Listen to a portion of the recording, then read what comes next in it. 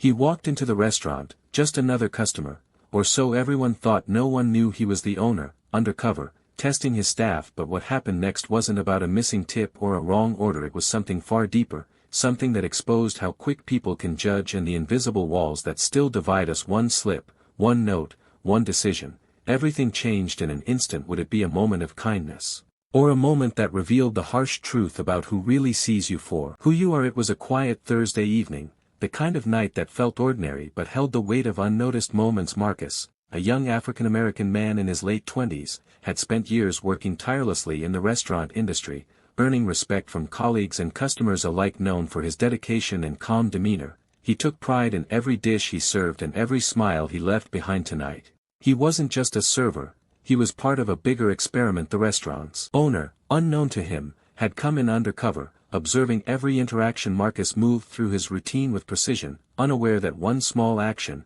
one seemingly innocent choice, would soon spiral into a moment that would challenge everything he believed about fairness and respect. A subtle tension lingered in the air, unspoken but undeniable, as if the walls themselves were waiting to reveal a truth no one could ignore. Something was about to happen that would push him, and everyone around him, into an uncomfortable confrontation with reality. Marcus moved through the dining room with practiced ease, balancing plates and managing orders with a calm focus. Every gesture was precise, every smile measured. But tonight, something felt different. A subtle shift in the air, a glance that lingered too long, a quiet judgment masked by polite conversation. He couldn't yet put a finger on it, but he sensed the tension building, like a storm creeping over the horizon. At one table, a family waited impatiently, their whispers sharp and pointed. Marcus approached with his usual courtesy, but the father's eyes darted to his skin, then to his uniform, and finally to the menu, almost as if expecting him to fail. The mother forced a smile, but the edge of skepticism was unmistakable. Marcus's heart tightened,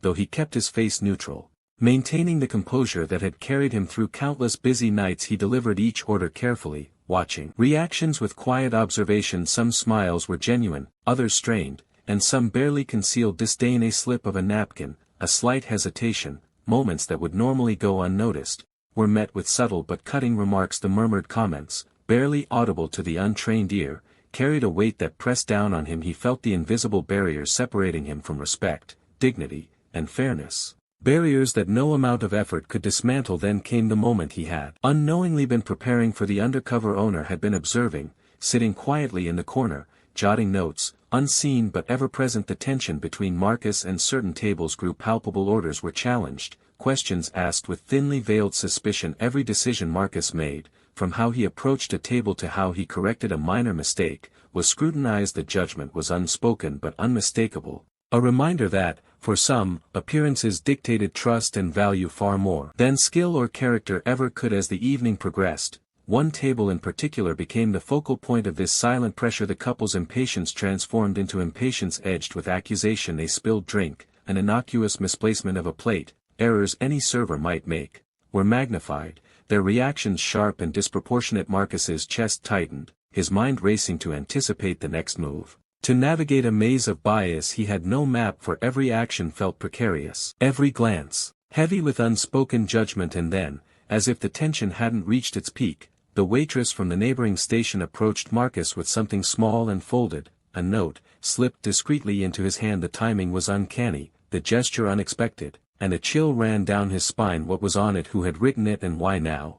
When the room seemed already charged with invisible hostility, Marcus's hands shook slightly as he held the note, the weight of unseen eyes pressing down. The room continued around him, conversations blurring into a hum of expectation, but his focus narrowed. One single piece of paper could change everything. One secret message could unravel the fragile control he had maintained throughout the night. And as he unfolded it, the world seemed to hold its breath, waiting for the revelation that would expose not just the truth of this moment, but the deeper realities hidden behind polite smiles and forced patience. Marcus's fingers trembled as he unfolded the note, the paper crinkling under his grip. The room seemed to shrink around him, every whisper and glance magnified. The words on the page hit like a punch he hadn't seen coming, a message meant for the undercover owner, revealing the prejudices, judgments, and assumptions that had been silently shaping every interaction tonight. It wasn't just a note, it was a mirror reflecting how easily he had been dismissed, underestimated, and scrutinized, not for mistakes, but for the color of his skin. A chill ran down his spine as the weight of the injustice settled deep in his chest. He felt the eyes of the diners,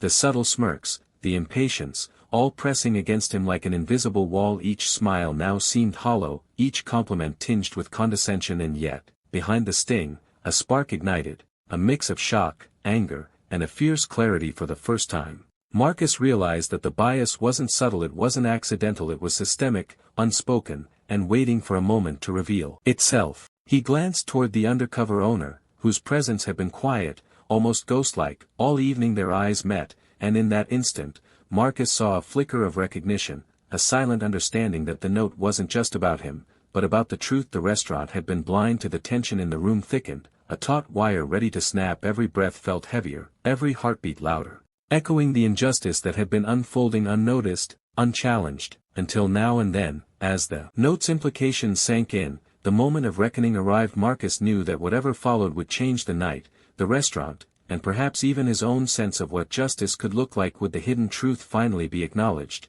or would it be swept away under polite nods and forced smiles? The air seemed to still, waiting for the answer that could turn a routine evening into a confrontation with reality, one that no one in the room could ignore. The note in Marcus's hand trembled, but its weight was nothing compared to the realization settling in his chest. The undercover owner stepped forward, quietly acknowledging the courage, skill, and patience Marcus had displayed all evening. What had seemed like ordinary service had been a lens, revealing the subtle, but unmistakable, bias and judgment that lingered behind polite smiles. For Marcus, it was a moment of recognition and validation. But it was also a stark reminder: no one should have to navigate a world where respect is conditional, where excellence is questioned because of skin color. As the night drew to a close, Marcus left the restaurant with a mixture of relief and lingering unease. The experience had shaken him, exposed him to the invisible barriers that countless others face daily, and yet strengthened a quiet resolve within him. He knew this wasn't just one restaurant, one note, or one evening. It was a reflection of systemic patterns repeated across cities, workplaces, and communities. The question remained, heavy and unspoken: how many Marcuses were there, facing judgment and scrutiny simply for existing? How many times does excellence meet suspicion, and patience meet prejudice? The night offered a glimpse of hope, awareness, and acknowledgement, but it also demanded reflection. Change begins not with one heroic act, but with recognition, conversation, and courage to confront injustice wherever it hides. Marcus's story ends here, but the story continues for millions still navigating invisible walls. The real challenge lies in what we do next. Will we notice, speak up, and act, or will we let moments like these fade into the background, leaving the pattern unbroken? Every choice matters, every voice counts, and every act of recognition chips away at the prejudice that lingers unseen.